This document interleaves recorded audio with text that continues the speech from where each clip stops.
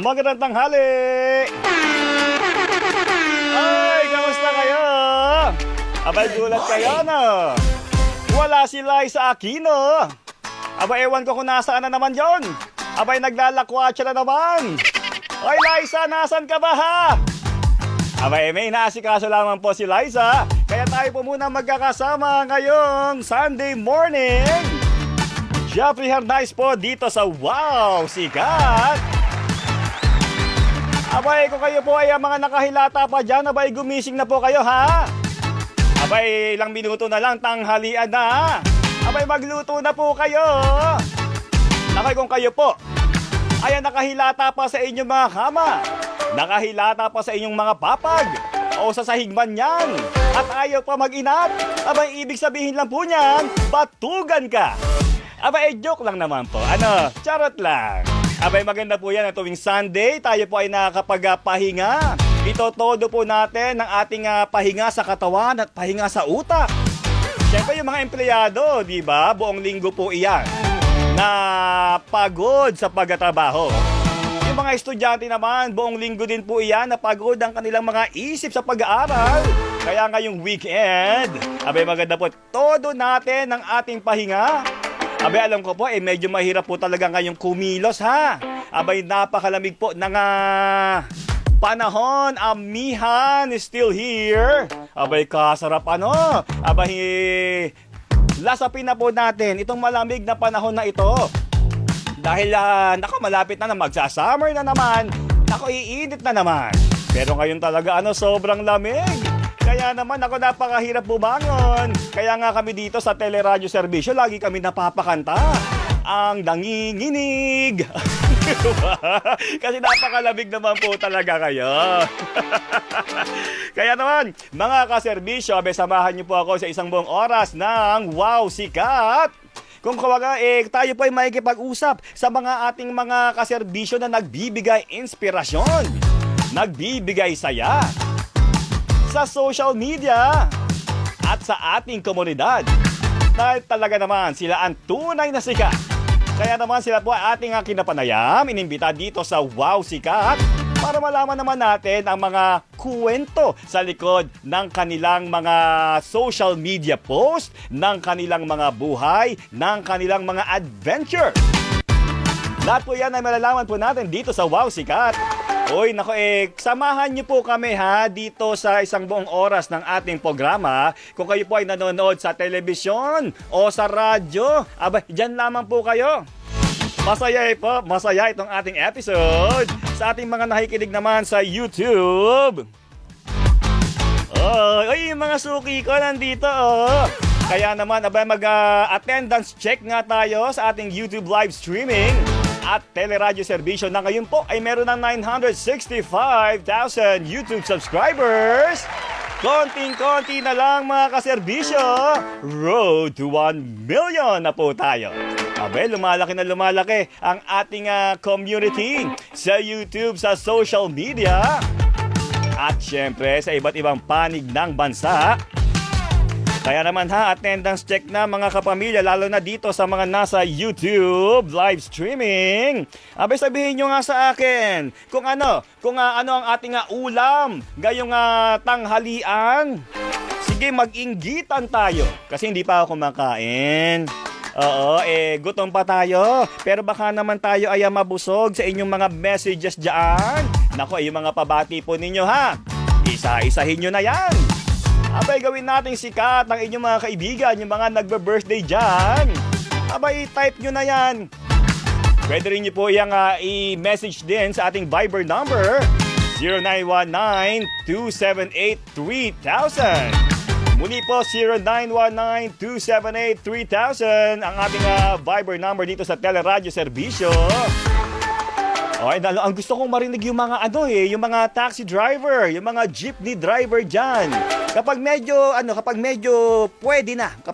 pwede lang na hawakan ng inyong mga cellphone, Kapag medyo pumaparada ng konti, mag-text naman po kayo, at magkamustahan tayo.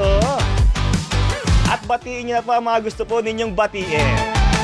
Ngayon pong araw na ito sa Wow Sikat, mga kaserbisyo, Nako, isang marathon runner and running coach ang ating pong makakapanayam. At isang social media personality na nagpapasaya sa napakarami. Iyan po ang ating wow sikat ngayong Sunday morning. Simulan na natin. Excited ako dito Excited ako na makapanayam ang ating unang-unang guest. Active lifestyle. Napakahalaga po niya, no? Marami po siya nabibigyang inspirasyon para maging aktibo rin sa buhay, aktibo sa pangangatawan. Dahil kailangan po natin inyan sa pang-araw-araw. Excited na ba kayo? Ako rin. Kaya naman, atin na bang kausapin via Zoom si Sir Wilfredo Tiano, isang marathon runner at running coach. Sir Wilfredo, magandang umaga! Hi, good morning. Kung napapanood niyo po si Sir Wilfredo, naka-get up na talaga siya na pang-marathon. Sir, kamusta ang inyong umaga? Maganda, kakatapos lang ng marathon namin ngayon. 7-11 kanina lang umaga. Kanina lang umaga. So kayo po ba matanong ko nga, anong category yung inyong tinakbuhan kanina? Marathon, 42 kilometers. 42 kilometers. Nakapagpahinga na ba, Sir Wilfredo? Hindi pa. Ayan, pero alam ko naman yung inyong stamina at ang inyong energy ay napakataas. Kaya naman kayo po ay gustong-gusto at laging fina-follow, lagi nila-like ang inyong mga posts sa social media. Unang-una, Sir Wilfredo, una ko pong tanong, bakit kayo po ay nahilig, no, sa pagtakbo? Yan. Okay. Dati talaga kasi ako ay gym instructor, fitness instructor. So, hindi pa ako nahilig sa mga run. And then, naisip ko na parang mas okay siya gawing passion yung running. Kasi mas maraming babago yun ng lifestyle nila into running sa ngayon. Ayun. Pero Sir Wilfredo, yung mga inyong pagtakbo ay para saan ito? Para dahil kayo po ay fitness trainer, no? Dati, no? So tinuloy-tuloy niyo lang talaga. So since kayo po ay medyo mas bagets pa, very active na kayo sa pangangatawan, sa mga ganyang activities. Ayan, tama ka. Tinuloy-tuloy ko na siya dahil nasa fitness naman ako sa gym.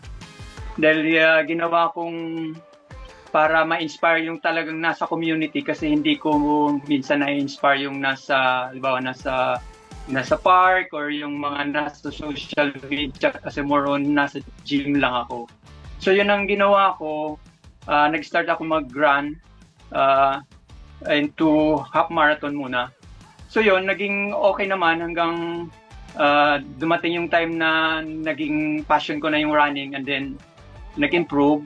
Maraming na-inspire yun. Naging hilig ko na rin hanggang ngayon. Sa ngayon po ba, kung mabibilang nyo pa ba ang inyong mga sinalihan, gaano na ba karami yan? Ayan, pag nakikita mo yung medal ko, dami, nasa 107 million na 36 dyan is marathon. And then meron din dyan half marathon and 32 kilometers, 10 kilometers, 16, or 5K or 3 kilometers. Pero mas marami dyan yung marathon. Yung mas gusto kong takbuhin talaga. Paano po ba yung ginagawa ninyong paghahanda, Sir Wilfredo, no? Sa tuwing kayo po ay may sasalihan? In marathon kasi talaga, kailangan niya ng mahabang training. Hindi lang weeks or months. It takes years na training hanggang magiging strong yung muscle natin, yung aerobic engine natin. dahil ito ay non-stop running kasi kung gusto mo maganda yung time. Kailan prepare din yung katawan mo para ma-sustain mo yung buong distance, ma-cover mo yung buong distance. Oo. Pero kayo po ba nung nagsimula kayo dito sa pagmamarathon, syempre from the gym, no, na nasa loob lamang kayo ng 4 na sulok ng gym, meron ba kayo naging inspirasyon? Bakit kayo mismo inaisip nyo, ay, lalabas na ako gym, tatakbo ako? Meron ba kayong mga unang mga tinitingala, no, na mga marathoner natin? Dati naman, nung first marathon ko, talagang isinumpa ko rin siya gawa ng wala nga akong training kasi nga nasa gym ako. Sabi ko, napakala tumakbo ng first time half marathoner. Sabi ko, hindi na ako tatakbo. So yun, nung naka-recover na mga ilang days, parang gusto na ulit mag-run yun. Hanggang dumating yung time na na-inspire ako doon sa mayroon ako nakilalang Kenyan runner na nakasama namin sa Milo Finals. Ang sabi na sa akin na, Willie, if you want to improve your marathon, you should run 100 kilometers a week. Sabi ko, paano kaya gawin yung 100 kilometers a week? Doon ako na-inspire sa kanya kung paano gagawin yung 100 kilometers a week. Grabe naman yon. Pero nagawa nyo ba? Oo, nagawa ko. Wow. Gradually. Dahan-dahan ko siyang trinay sa sarili ko. Then nag-start ako by running about 5 kilometers every day until ma-adapt ng katawan ko yung ganong distance. Tapos every week nag-a-add ako ng 2 kilometers hanggang naisip ko kaya naman pala mag-everyday run ng ganon. Kaya nung sabi ko hindi na yata kaya mag 15 kilometers every day. Nung trinay ko siya, relax naman pala pagka nag-everyday ka magtumakbo ng ano. Kailangan lang gradual yung increase para ma-adapt ng katawan. Hanggang dumating yung time nung before pandemic, nag-try ako ng 20 kilometers a day. Na-adapt ng katawan ko. Hanggang tinuloy-tuloy ko na. Kaya naman pala mag-everyday ng yun na, yung 20 kilometers or 15. Aboy, grabe naman yun. Kayang-kaya niyo yun. Sir Willie pala nga, nickname ni Sir Willie. Pero sa mga ordinaryong tao, parang kami, no? Parang ako, napakatamad ko mag-cardio. Ano ba yung masasabi mo, Sir Willie, no? Doon sa mga, Siyempre, mga pagkain natin ngayon, Sir William, no, medyo iba, hindi na healthy, medyo marami ng preservatives at dapat na nating samahan talaga ng exercise. Ano po masasabi ninyo doon sa mga gusto rin na mag-marathon? Kasi sabi nyo, kayo, nung una, muntik na kayo sumuko, isinumpa nyo pa yan. Siguro, sakit-sakit ng katawan. Ano po yung gusto nyo nga sabihin? Doon sa mga gusto rin maging kayo. Yeah. Hindi naman, gusto ko rin talaga i-share sa mga new runners o yung new marathoners na dapat mag-start talaga sila mag-train by running gradual muna until ma-adapt ng katawan. Nakikita ko kasi ngayon sa running community na parang first kaagad sila nag-jump into marathon or half marathon. Mm-hmm. Yan. Kaya advice ko sa kanila, dapat ini-enjoy muna nila yung mga lower distances bago sila mag-up ng mga higher distance like half marathon or marathon. Ayun.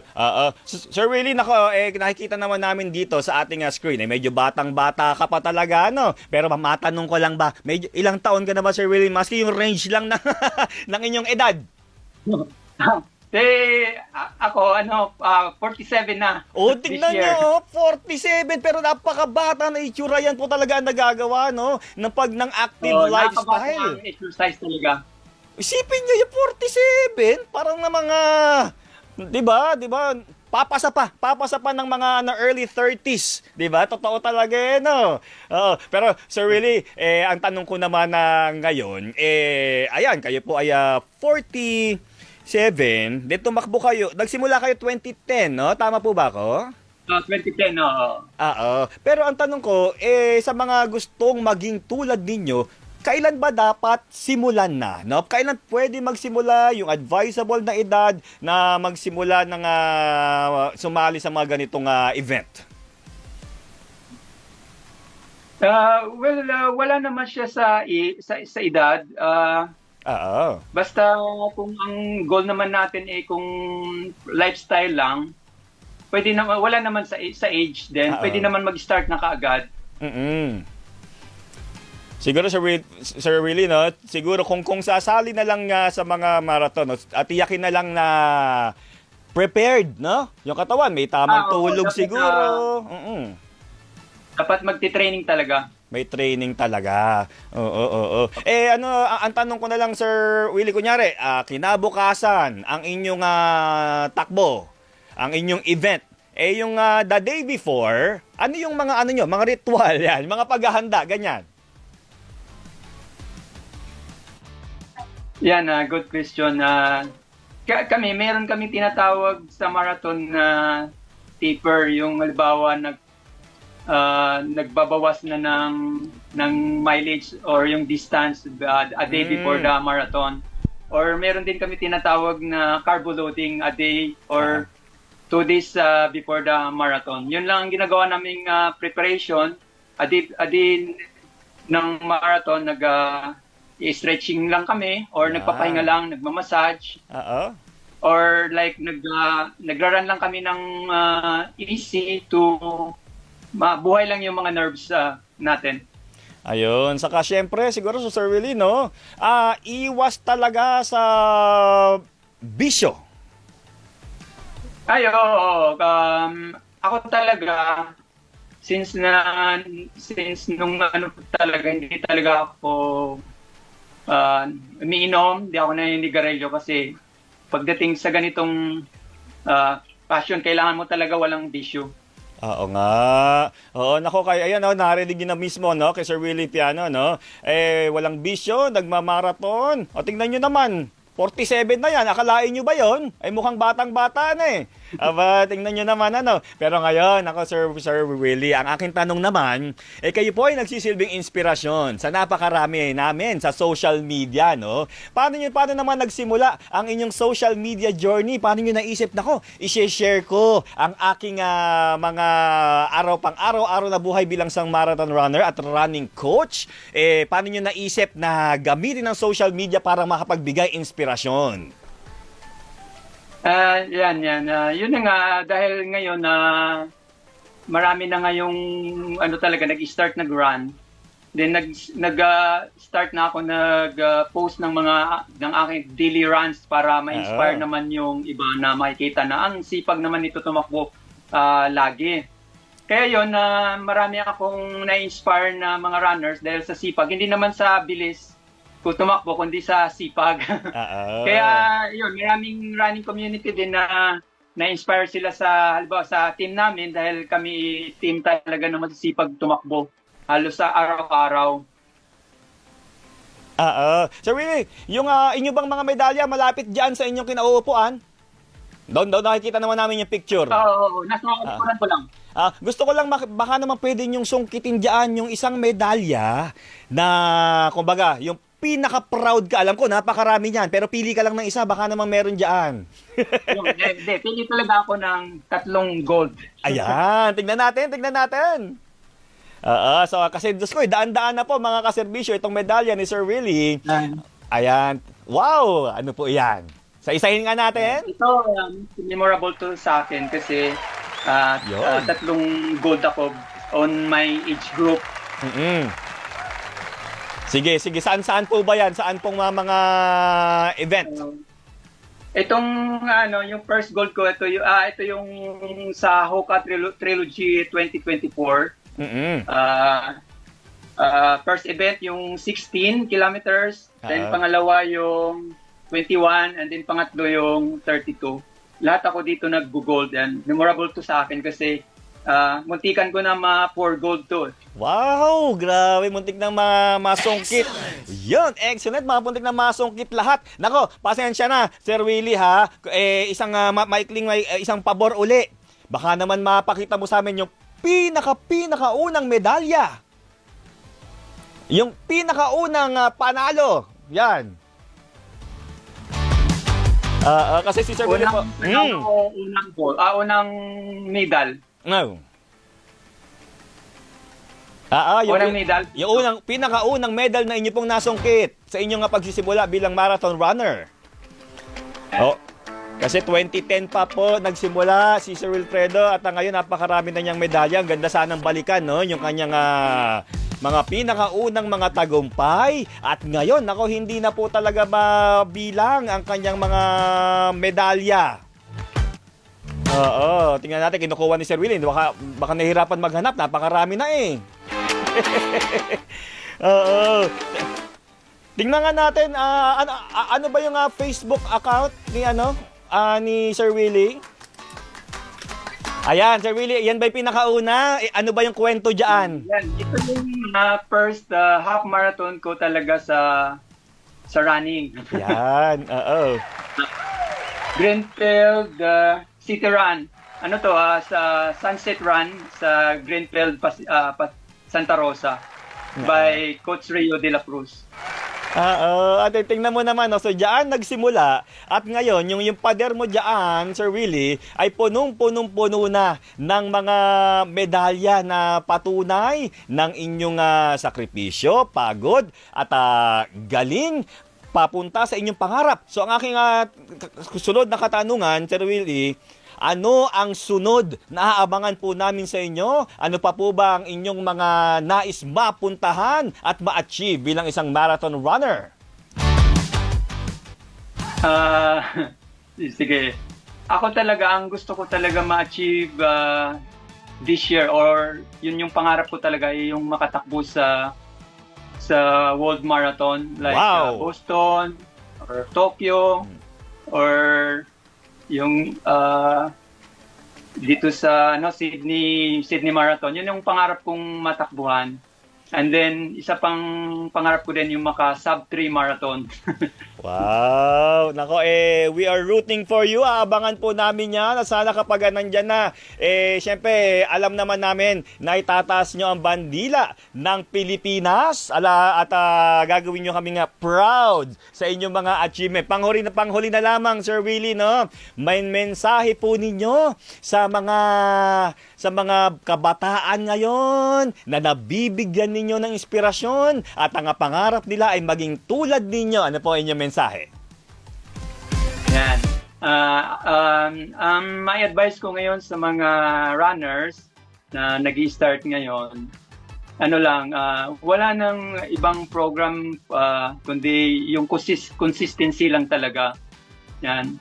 Pagka masipag ka talaga tumakbo, nare-reward yung sarili natin. Ayun, continuous mo lang yung run. And lalo na sa mga beginners, advice ko sana, gradual lang yung increase ng training nila. Hindi muna tawag namin mag-long run ng at least 2 hours mahigit kasi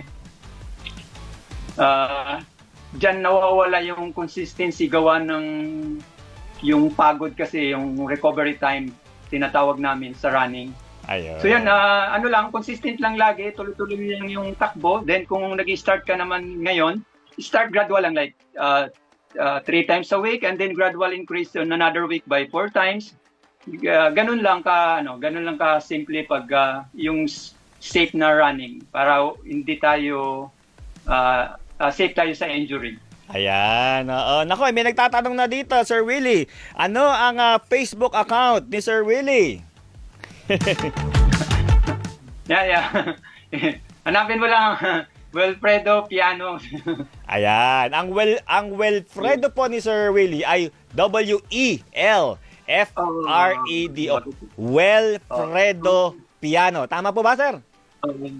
Ang palayo ko talaga is Billy. Yan ang tawag nila sa akin. Ayun. Pero sa social media po, siya po ay si Wilfredo Piano. Nako, malamang Sir Willie, marami pa po kayong mabibigyan ng inspirasyon at maraming mga kabataan pa ang papangarapin na maging marathon runner dahil na rin sa binibigay po ninyong magagandang kwento. Maraming salamat, Sir Willie, at ingat po kayo lagi.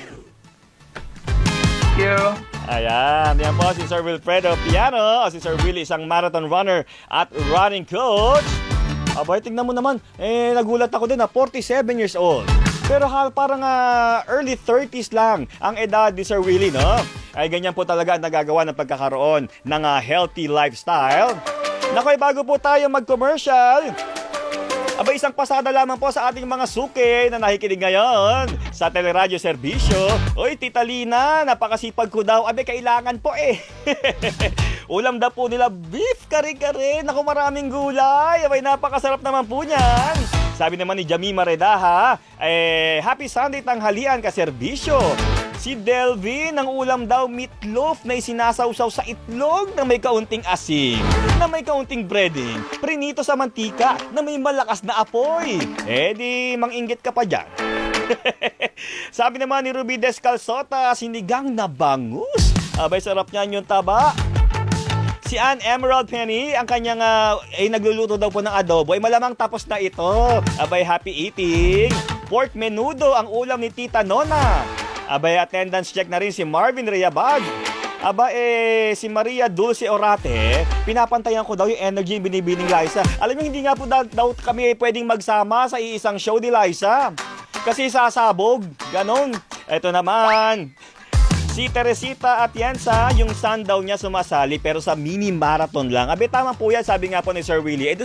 Doon naman sa medyo maliliit muna, nagsisimula ang lahat hanggang sa maabot na natin ang ating pangarap na isang maging marathon runner. At sa pagbabalik po ng Wow Sikat, nako, isa na naman po sikat na social media personality na nagbibigay saya at inspirasyon ang ating mga kapanayam. Sa pagbabalik po yan ng Wow Sikat!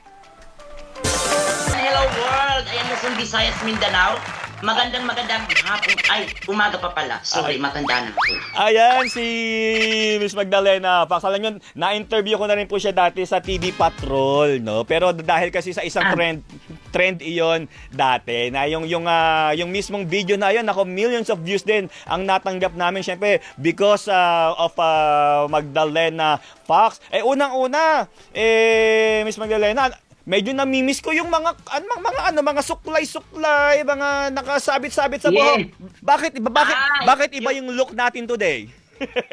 Yung sinasabi mo yung dugyot look. Oh. Yan. Eto, ano ba tong look na to? Ganda. Gusto niyo makita talaga ang look ko? Diba? Ayan. Ito na talaga. Diba? Ayan na. Una-una may reveal agad tayo. Iyan po mga kaservisyo at mga kapamilya, ang nag-iisang Miss Magdalena Fox. Aba, tingnan nyo naman. Ngayon po, napakarami po talagang napapasaya ni Miss Magdalena Fox. Pero ang tanong ko muna, paano po ba nagsimula ang inyong journey sa social media? Paano nagsimula itong inyong pagpo-post ng mga video na nakakatuwa?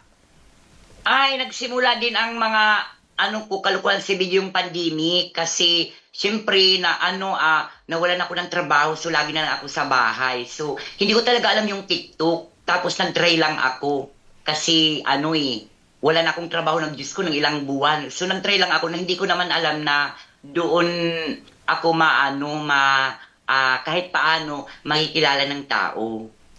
Kaya pandemic siya nagsimula. Pero yung mga unang post ninyo ay ano ba yung mga unang type ng video? Yung mga una ko talaga, since wala pa akong alam, siyempre, ang lola mo nagbababad, pa-demure. Ang mga ko talaga, yung 40 ko talaga, mga heavy drama. Mga nagdadab ng mga heavy drama. So, ang nangyari kasi, Diyos ko, 3 buwan, 4 na buwan, mga 3 views lang.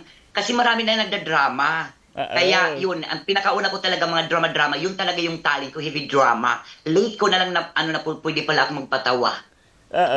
Pero kasi, ayan nga, kaya kanina hinahanap ko yung tinawag nyo nga po na dugyot look, no? Paano po ninyo naisip iyan, na yung look na yan na tumatak na talaga? Kasi lang siya, parang nung nagdadrama-drama ako, walang sabi ko, ay, kailangan ibahin ko. Ibahin ko yun. So, pinagplanuhan ko, ganun. Sabi ko, ang dami ng mga magaganda, dami ng mga gwapong. papangitin ko na yung sarili ko kasi doon din ako nakilala na I can be beautiful in a seconds. I can be beautiful, I can be ugly in a seconds. Ganon. Yun. Kaya, nung gumawa ko ng mga skits kasi, ano naman talaga totoo, parang pangmasa, gusto ko pangmasa na sa probinsya kasi yung mga nanay pag nagwawalis, nakakalimutan na lang ibalik yung sukli, ginaganyan na lang nila doon. So doon din sa hinanap-hanap ng tao kapag nung naggumawa ko ng TikTok na, uy, nasa ng suklay mo, ginamit ko na siya. Until now. So ano na to? Very iconic, very powerful na suklay. Nag-iisa yan. Kapag may suklay, nako, wala pong nakakagaya po talaga yan. Magdalena Fox lang yan talaga, di ba? Kasi ako matagal nyo na akong follower at napapasaya nyo Thank talaga you. ako. Oo. Pero alam ko naman na yung mga videos na iyan, nako, ilang segundo lang namin pinapanood, pero matagal din nyo itong ginagawa. Paano nyo po ba pinaghahandaan itong mga videos na ito? Alam mo, oo nga, tama ka po, sir, kasi ginagawa ko siya, tagal kasi may papalabas lang 1 minute, mga 49 seconds, so ginagawa ko siya, lalo na minsan umaano siya, parang umaabot siya ng 2 days. Nang ilang minuto lang yun, ipapalabas ko kasi minsan kapag halimbawa, araw gumagawa ako katapos ang tagal, maabutan ako ng hapon. Siyempre, ang lola mo gusto ko talaga parang pag itinuloy ko yung pangalawang eksena, parang magkakaiba ng lightning. So, pag inabot na kami ng hapon, ipagpapatuloy ko sa ibang araw ng ganong oras para makuha ko yung tamang ilaw. Kasi hindi naman kagandahan yung cellphone ko, kaya kailangan natin ng original na ilaw galing sa araw.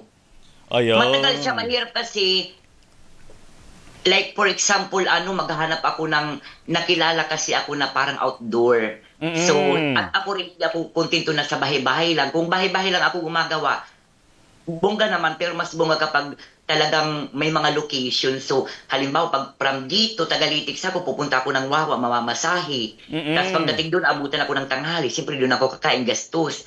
Magbibigay pa ako ng video camera ko. Ang video camera ko naman is tumatanggap lang ng 100 pesos. Kaya, pero gastos pa rin. Mahirap. Oo nga. Yun. Hindi lang siya ganun, mahirap kasi 1 minute. Tapos Oo kung nga. saan-saan mahirap. Oo, nako, tingnan niyo naman po yung sakripisyo na ni Miss Magdalena Fox para lamang po tayo mapasaya.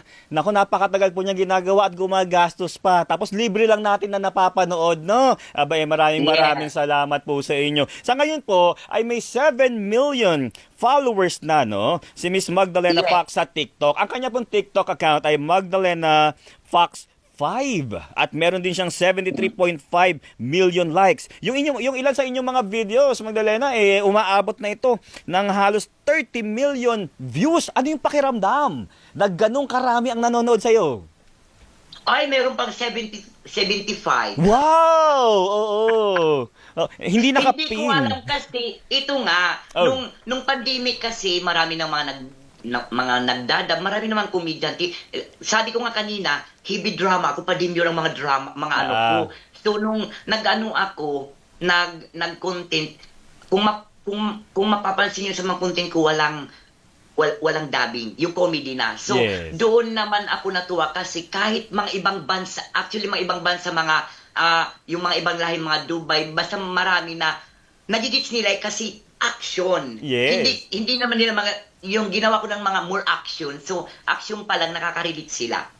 So, doon. Diba naman. Kaya naman ngayon, nako 7 million and growing po ang followers ni Miss Magdalena Fox. Pero, nako, iyan ang nakikita namin na Magdalena Fox sa social media. Yung look na ganyan, yung very iconic na suklay sa buhok, yung mga nakakatawa na mga skit na kung ano-ano po ang kanyang ginagawa. Pero ang tanong ko, sa likod ng camera na ito, sa likod ng mga post sa social media, sino po ba si Magdalena Fox?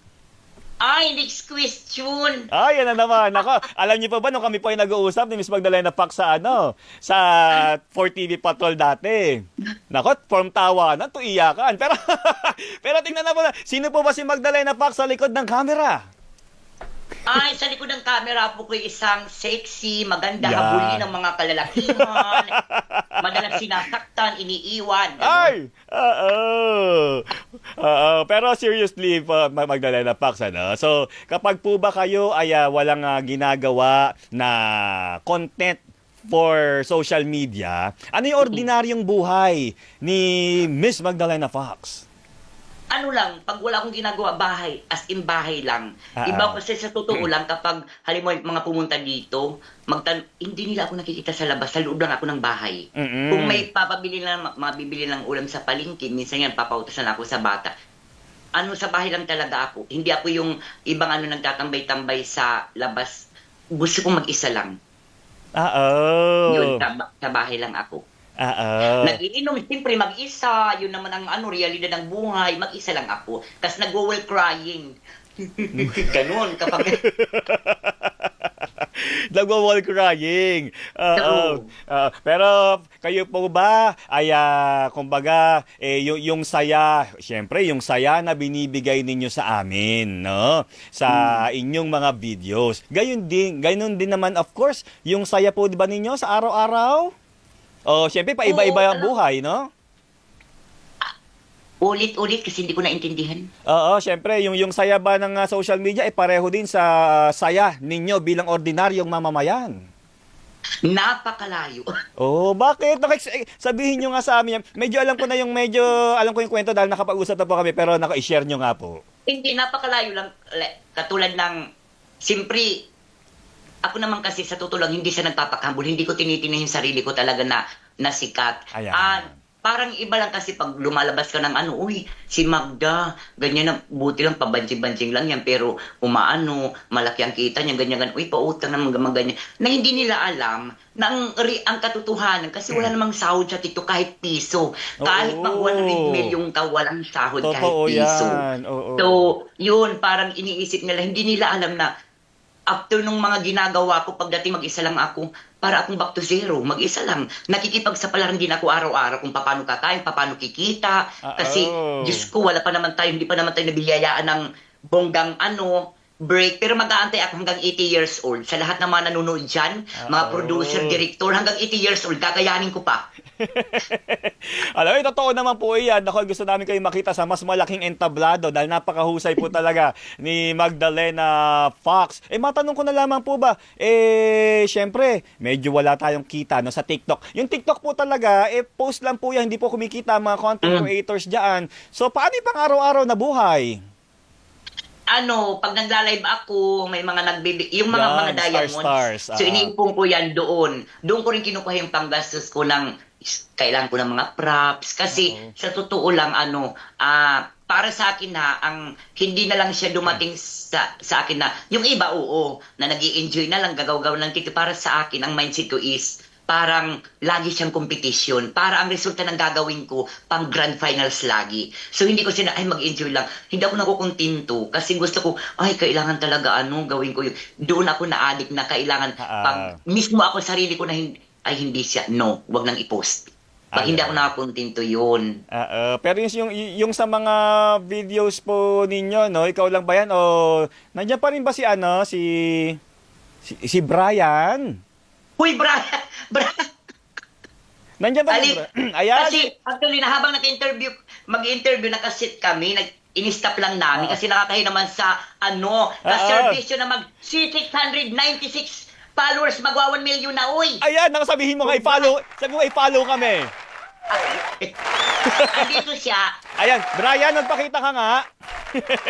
Andito siya. Kasi nag-shoot kami Ayan. Ito yung sa likod ng aming mga ayan. Dito. Hello po. Hi, Brian. Yan po Hello po. si Brian Reyla po, isa sa mga katuwang po ni Magdalena Fox sa pagbibigay sa atin ng mga napakagandang videos na nagbibigay po sa atin ng saya at inspirasyon. So, Brian, ano naman ang masasabi ninyo na inyong channel? Napakarami nang naaabot at napakarami nyo nang nabibigyan ng saya at inspirasyon. Ayun nga po, super happy din po, nakaka-overwhelm, lalo na po, natutulungan ko din po siya at the same time. Lalo na po yung nag-trend namin before na na-feature din po. yung about sa Ano Pilipinas. yung pinapalabas nila ngayon? Ay, yung sa Pilipinas. Yes, yung promotion. Kasi behind po nun, nagtatalo kami kung ano yung... Kasi pag gumagawa po kami ng content together, nagtatalo po kami minsan kung ano po yung mas better, ganito ganyan, sharing of ideas para po, yun, mas better po. Sa tingin namin, yung may palabas sa, sa TikTok niya. So, Brian, bakit sa tingin mo ay nagwo-work yung inyong partnership ni Magdalena Fox? Yung utak ninyo ay nagme-merge at nakakagawa kayo ng isang magandang video. Bakit sa tingin mo yung swak na swak ang inyong mga talento? Bakit ba? Wala, inaabangan lang nila. Ang katanungan nila lagi hanggang ngayon hindi namin masagot-sagot. Kung magkaano-ano kami, abangan sa pag-amin. Yes po, kasi po sa lahat po ng comments, every time po magpo-post siya, yung mga comments po, magjowa ba yan sila, anak ba niya yan? Yung iba nag-decide na sila ng sarili Sila nila. na. Hindi, magpinsan yan yung iba. Ay, hindi, anak niya yan. Ganyan. Sabi naman ng iba, ay, pinipirahan lang si Magda. Yes. Sabi naman mo, batang-bata matrona ka. Hindi. Ang tanong ko, Brian, at Magdalena Fox, bakit sa tingin ninyo, swak na swak yung talent ninyong dalawa? Kaya kayo ay nakakapagbigay sa amin ng magagandang videos. Paano Ito na lang. paano yung pagtutulungan? Ayan. Nagtutulungan kami, palitan kami ng ideya. Yan. Palagi kami nag-aaway kapag hindi dapat ganito, ganyan. Feeling ko dun sa content kasi yun na yung about funny contents. Kasi meron po kami pinopost, usually before po kami mag-post ng mga transition na contents, nag-ano din po kami ng drama, yung funny dramas. Yung dinadub po namin yung ibang yung mga actors, actresses, ganyan. Mga iconic. Yan, sila Vice Ganda, yan po.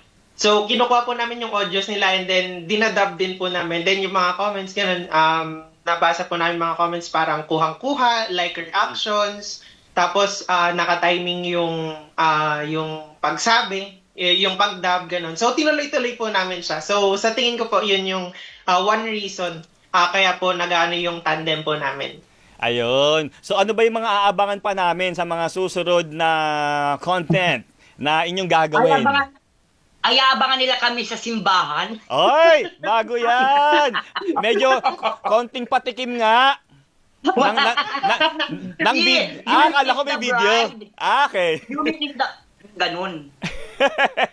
Hindi, isa naman din sa nagswa kasi hindi lang po pwedeng paano ba to? Guwapo kasi maganda, dapat hindi. Dapat may pang balansi. Pero ano nga?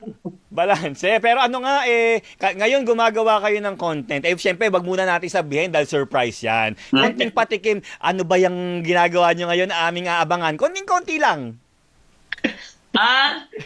Secret. Secret pa. Pasabog ba 'yan, Magdalena? Ano na lang, is katulong. Katulong na sa isa kung ano dyan. Ang katulong at ang amo. Oo. Abangan yung kumakain kami sa restaurant. Aabangan namin yan, ha? Yes po. Naku, Miss Magdalena Fox naman, ano naman ang masasabi mo sa mga walang sawa na sumusuporta sa'yo? At kumbaga, baka kasi hindi mo alam minsan, yung mga video mo, nakakapagpaganda ng araw ng isang taong may problema, nakakapagpagaan ng pakiramdam ng isang taong may pinagdadaanan. Ano yung masasabi mo sa iyong mga followers? Sa lahat ng mga followers ko at hindi lang sa akin kay Brian din, sa lahat ng mga followers, magsawa na po kayo. Hindi. Maraming salamat po sa walang sawang sumusuporta. Alam mo, mahal na mahal ko lahat ng mga nagpapalo, mga supporters ko kasi sa dami-dami milyon-milyon na mga content creator, sila ang dahilan kung bakit hanggang ngayon nandito pa kami sa sirkulasyon. Yeah. Maraming salamat. Thank you sa walang sawa at saka siyempre sa mga basher naman, go for it. Ikaw naman, Brian, ano yung promise mo naman, no, sa inyong mga followers? Yun po. Pagpapatuloy lang po namin kung anong nasimulan and ayun, yung usual contents pero not just the usual contents na napag-usapan naman namin kasi every time na gumagawa kami, parang ina-upgrade namin siya na sa kung saan ang kaya namin. So, yun. Ayun. Anyways, thank you so much po sa panonood. And yan, na-appreciate po namin. At pag-follow, ano? Miss Magdalena Fox, ito, pahabol na tanong lang, ha? Siyempre, marami sa mga kabataan ngayon, maski hindi kabataan, sa mga netizen, ang gusto rin na sumikat din, gusto rin na maging katulad ninyo. Ano yung inyong payo? Ang mapapayo ko lang sa nila, kasi katulad pag nagla-live ako, lagi nasa comment, Miss Magda, paano ba sumikat? Yan. Sinasabi ko sa kanya, no, maling mindset yan. Kung gagawa ka ng TikTok at yung mindset mo, paano sumikat, hindi talaga. Hindi siya magsasucceess. Dawin mo, paano dumami ang followers, no. Mag-focus ka sa content mo, and everything will follow. English. Ayan. Hindi pa pwedeng, gagawa ako ng content para sumikat ka, tapos ito pa.